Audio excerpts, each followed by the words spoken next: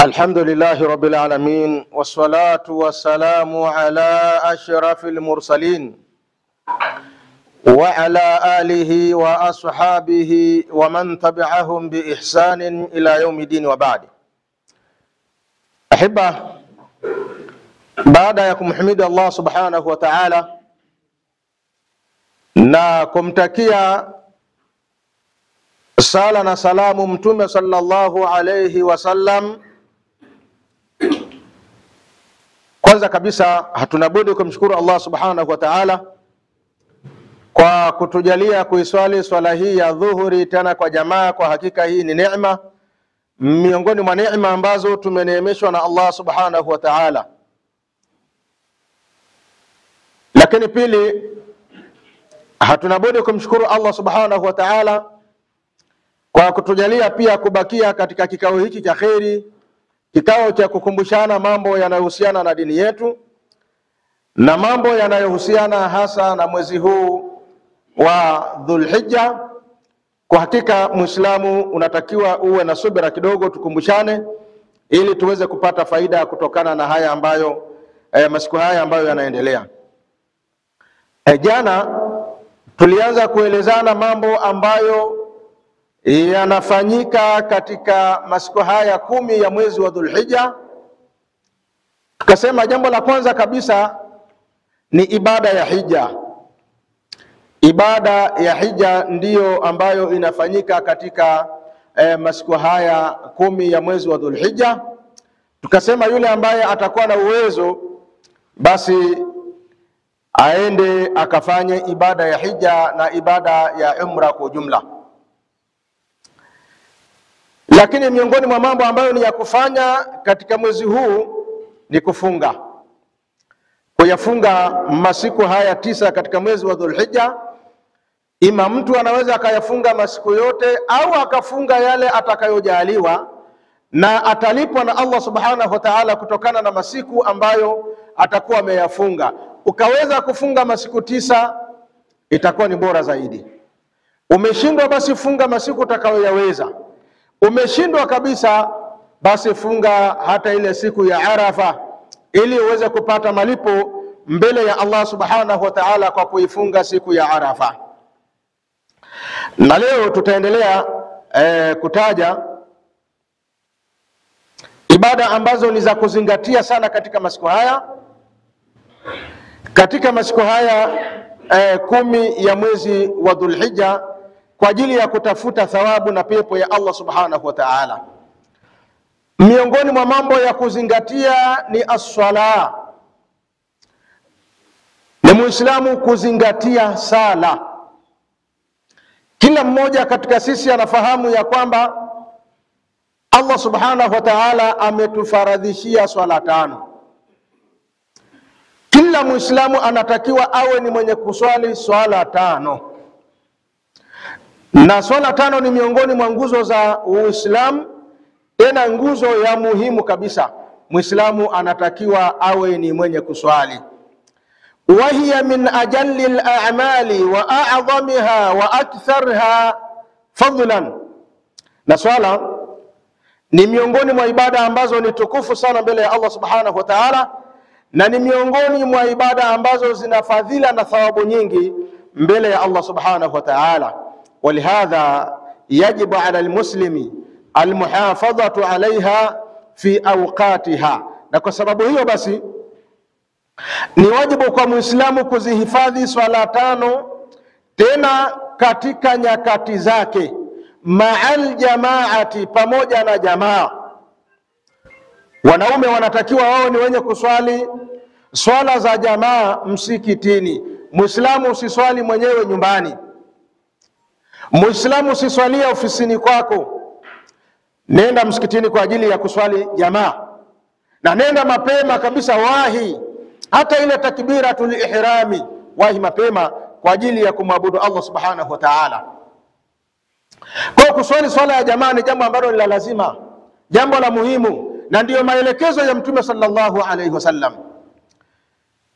Ibn Mas'ud radhiyallahu anhu siku moja anawaambia Waislamu, anawaambia walau sallaitum fi buyutikum lau mngeamua kuswalia katika majumba yenu, kwamba kila mmoja akaamua kuswalia nyumbani kwake au kila mmoja akaamua kuswalia kazini kwake, la taraktum sunnata nabiyikum, mngeacha sunna za mtume wenu, mngeacha maelekezo na mafunzo ya mtume wenu.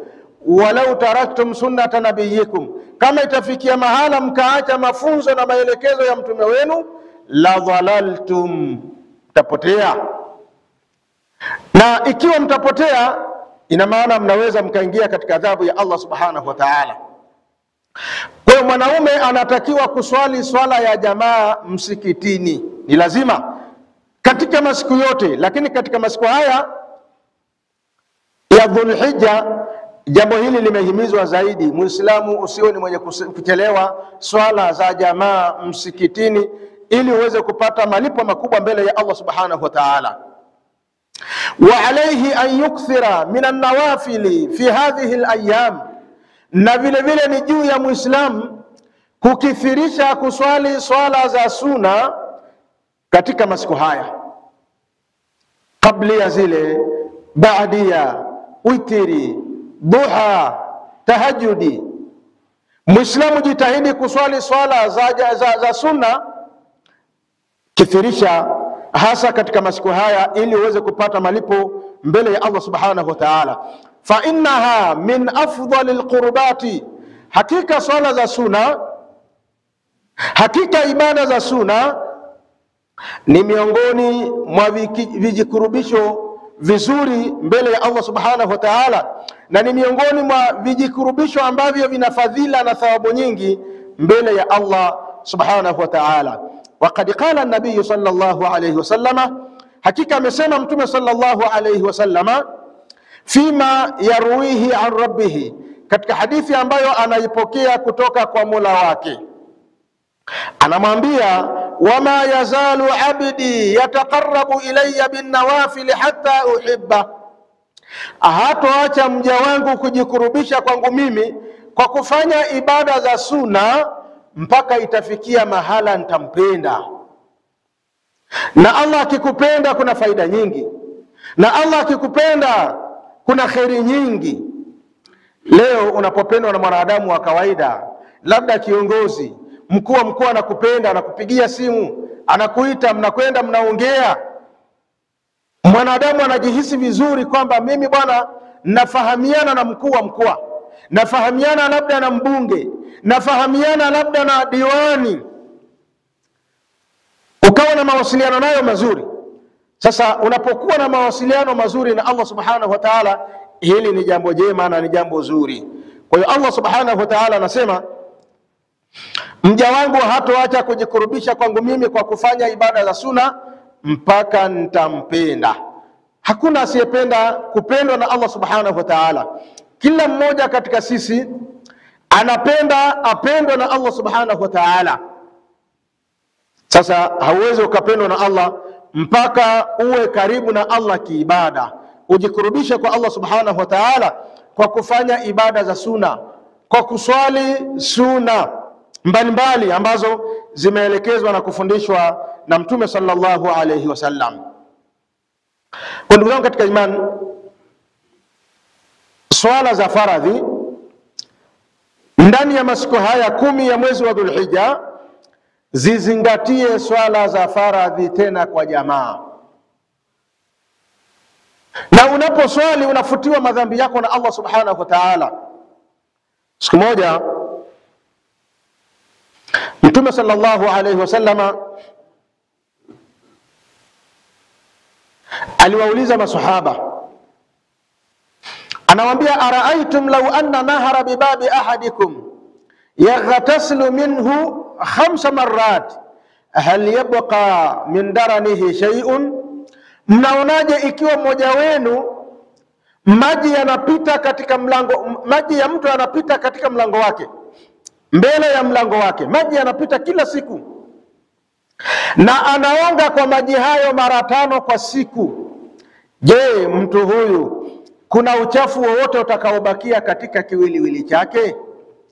Qalu, maswahaba wakasema, ma yabqa min daranihi shay'un, hakuna uchafu utakaobakia katika kiwiliwili cha mtu huyu. Qala, Mtume akasema, fadhalika mathalu salawati alkhams, huo ni mfano wa swala tano, yamhu Allahu bihinna alkhataya, Allah anafuta kwa kupitia hizo swala tano, anafuta makosa, anafuta madhambi. Yale madhambi madogo madogo yanafutwa na swala. Unapoiswali ya dhuhuri, kama kuna madhambi madogo madogo yatakayopatikana hapa katikati, ukija kuswali la asiri, yale makosa madogo madogo ambayo uliyafanya kabla ya swala ya alasiri yanafutwa na swala ya alasiri. Kwa swala ni kifuto cha kufuta madhambi. Muislamu anatakiwa alizingatie hilo, awe ni mwenye kuswali swala tano, tena kwa jamaa. Mwanaume anatakiwa kuswalia msikitini kwa jamaa. Na swala, ndugu zangu katika imani, ndiyo amali ya kwanza itakayokaguliwa na kuangaliwa na Allah subhanahu wa ta'ala. Mtume sallallahu alayhi wasallam anasema, awwalu ma yuhasabu al-abdu yawm al-qiyama as-salah, amali ya kwanza itakayokaguliwa na kuangaliwa na Allah subhanahu wa ta'ala siku ya kiyama ni swala. Ikiwa swala itakutwa imetimia, qubilat wasairu amalihi, swala hiyo itakubaliwa na bakia ya matendo yake mema aliyoyafanya yatakuwa ni yenye kukubaliwa na Allah subhanahu wa ta'ala. Kwa maana ya kwamba swala ikiwa itakutwa haijatimia, mara umeswali mara haujaswali,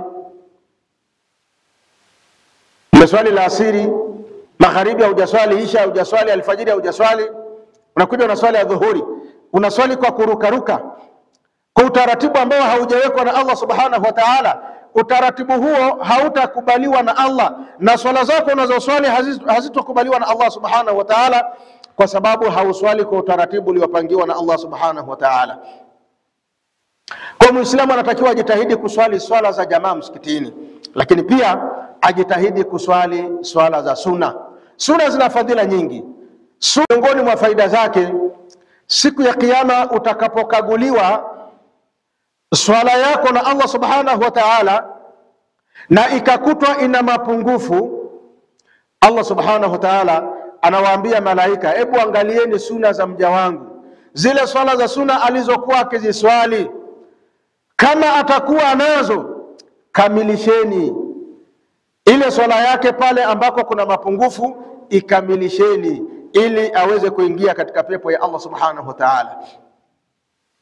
Sasa kama utakuwa hauna swala za sunna, ni kitu gani ambacho kitajazilizia yale mapengo ambayo yako katika swala zako za faradhi? Bila shaka mapengo yale hayatozibika na yatabakia hivyo hivyo, na mwisho wa siku utaingia katika adhabu ya Allah subhanahu wa ta'ala. Kwa hiyo miongoni mwa matendo ambayo Muislamu anatakiwa kuyazingatia ndani ya masiku haya, lakini hata katika masiku mengine, ni Muislamu kuwa ni mwenye kuswali 5 salawati, awe ni mwenye kuswali swala 5. Amal au ibada ya 4 ambayo inafanyika katika masiku haya 10 ya mwezi wa Dhulhijja ni at-takbiru wat-tahmidu wat-tahlilu wadh-dhikr. Ni mtu kuleta takbira kwa wingi, ni mtu kuleta tahmidi kwa wingi, ni mtu kuleta tahlili kwa wingi, na mtu kuleta dhikri kwa wingi, kumtaja Allah subhanahu wa ta'ala. Kwa takbir, Allahu akbar, ni maneno ambayo Muislamu anatakiwa kuyakithirisha katika masiku haya. Watahmidi na tahmidi, alhamdulillah, ni maneno ambayo Muislamu anatakiwa kuyakithirisha katika masiku haya. Watahlil na tahlili, la ilaha illa Allah, ni maneno ambayo Muislamu anatakiwa kuyazidisha katika masiku haya. Katika hadithi ya Ibn Umar radhiyallahu anhuma ani nabii sallallahu alayhi wasallam qal, katika hadithi ya Ibn Umar, Mtume sallallahu alayhi wasallam anasema, ma min ayamin, hakuna masiku, a'zamu inda Allah, masiku ambayo ni matukufu mbele ya Allah subhanahu wa ta'ala, wala ahabbu ilayhi al'amalu fihinna, wala masiku ambayo matendo yanapendeza zaidi kwa Allah subhanahu wa ta'ala, min hadhihi al-ayami al-ashri, kuliko matendo yanayofanyika katika masiku haya 10 ya mwezi wa Dhulhijja. Faakthiru fihinna min at-tahlili wat-takbiri wat-tahmidi, zidisheni katika masiku hayo kuleta tahlil la ilaha illa Allah, wat-takbir Allahu akbar, kuleta takbir, wat-tahmid, na kuleta tahmid alhamdulillah. Rawahu al-Imam Ahmad. Wa qala al-Bukhari rahimahullahu ta'ala, Imam Bukhari anasema kana Ibn Umar wa Abu Hurairah radhiyallahu anhuma, walikuwa hawa maswahaba wawili Abu Hurairah na Ibn Umar, radhi za Allah ziwe juu yao, yakhrujani ila suqi, walikuwa wanatoka wanakwenda sokoni, fi ayami al-ashri, katika masiku 10 katika mwezi wa Dhulhijja. Wakifika sokoni, yukabbirani, wakifika sokoni wanaleta takbira, wa yukabbiru nasu bi takbirihima, na watu pia wanapiga takbira kutokana na takbira yao. Ni kama ukumbusho, watu wanakumbushwa kwamba mko katika ayyamul ashri, mko katika masiku 10 katika mwezi wa Dhulhijja, mnatakiwa kuleta takbira. Watu nao pia wanaleta takbira, wanaleta takbira kwa ajili ya Allah subhanahu wa ta'ala. Wamekumbushwa na hawa maswahaba wawili, wamewakumbusha na wao pia wakawa ni wenye kukumbushika kwamba kumbe tunatakiwa kuleta takbira, sisi tumesahau. Watu wanaleta takbira, wanaona kwamba tumekumbushwa. Wakana Umaru, na alikuwa Umar ibn al-Khattab radiyallahu anhu, yukabbiru fi qubbatihi bimina, alikuwa analeta takbira katika hema lake katika maeneo ya Mina. Fayasma'uhu ahlul masjidi, watu wa msikitini wanamsikia Umar akileta takbira. Fayukabbiruna, na wao wanaleta takbira. Wayukabbiru ahlul aswaqi, na wanaleta takbira vile vile watu wa sokoni, watu ambao wako masokoni wanaleta takbira na wao vile vile. Hatta tartajja Mina takbiran, mpaka maeneo ya Mina yanarindima kwa sauti za kuleta takbira. Allahu akbar, Allahu akbar, Allahu akbar, la ilaha illa Allah, Allahu akbar, Allahu akbar walillahil hamd. Sauti hii inarindima katika maeneo ya Mina, sauti hii inarindima katika maeneo ya sokoni, sauti hii inarindima katika maeneo mbalimbali. Lakini Waislamu walivyokuwa wanyonge leo hii, hata siku ya Idi yenyewe takbira zinaletwa pale, watu wanaleta takbira kwa unyonge. Ukiangalia idadi ya watu walioko pale uwanjani, wangepiga takbira kwa masauti ya kutosha, mji wa Arusha hunge zile sauti zingesikika. Lakini watu ni waoga, wanaleta takbira kama vile wanaogopa. Sasa kama mnaogopa kuleta takbira kwenye viwanja vya Idi, sokoni ndo hatutaweza kabisa. Lini umewaona Waislamu wamepita masokoni wakapiga matakbira yao pale na watu wakaitikia? Mtu anaogopa.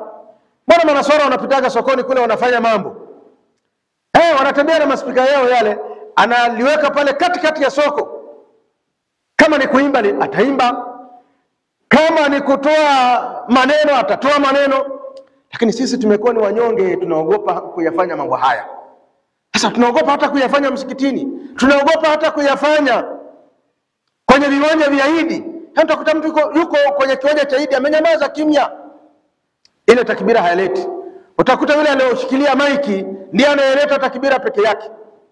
Kumbe watu wote wanatakiwa wawe ni wenye kuleta takbira.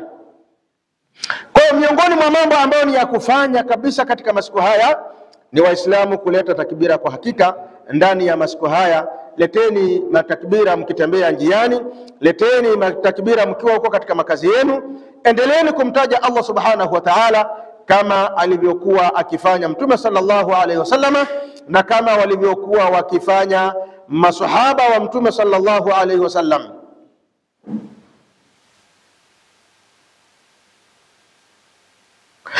Wakana Ibn Umar, na alikuwa Ibn Umar yukabbiru bimina, akileta takbira katika maeneo ya Mina, tilka alayami, katika masiku hayo 10 katika mwezi wa Dhulhijja, wa khalfa salawati, na baada ya swala za faradhi. Wakana Ibn Umar, na alikuwa Ibn Umar anafanya kazi hiyo, akimtaja Allah, akileta takbira, akitembea njiani, akiwa amemaliza kuswali swala, wa ala firashihi, na hata kama amelala kwenye godoro lake, amelala kwenye kitanda chake, amelala, lakini analeta takbira. Wa majlisihi, na anapokuwa katika majlisi yake, wanapokuwa wamekaa kikao cha kielimu kama hivi, analeta takbira. Wa mamshahu tilka alayami jami'an, na hata akitembea analeta takbira katika hayo masiku yote. Wa yustahabbu lilmuslimi an yajhara at-takbira fi hadhihi al-ayyam, na yatakikana kwa Muislamu kudhihirisha takbira katika masiku haya ya mwezi wa Dhulhijja. Anatakiwa mtu anyanyue sauti yake, wa yarfa'u sautahu bihi, anyanyue sauti yake kwa kuleta takbira. Wa alayhi an yahdhara min at-takbir al-jama'i, na vile vile Muislamu anatakiwa ajitahadhari na zile takbira za pamoja, kwamba anakuwa kuna mtu ambaye anawaimbisha, mmoja anaimba alafu baadaye wengine wanamfuatishia. Hii si katika sunna. Takbira ni kwamba kila mmoja anatakiwa kuleta takbira yeye mwenyewe, na wala tusisubiri mtu akuja kutuimbisha.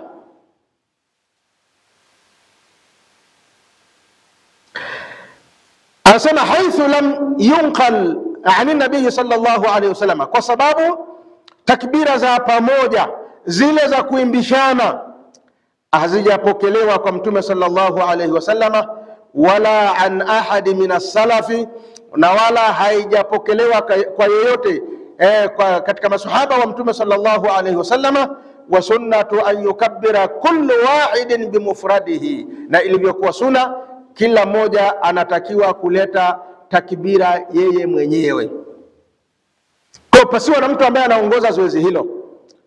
Lakini kama mtu amekuja akawakumbusha, basi kila mmoja anatakiwa aendelee na takbira, kila mmoja anatakiwa alete takbira. Kwa hiyo ni sunna kuleta takbira ukiwa unatembea njiani, ni sunna kuleta takbira unapokuwa umemaliza swala, ni sunna kuleta takbira unapokuwa uko nyumbani kwako.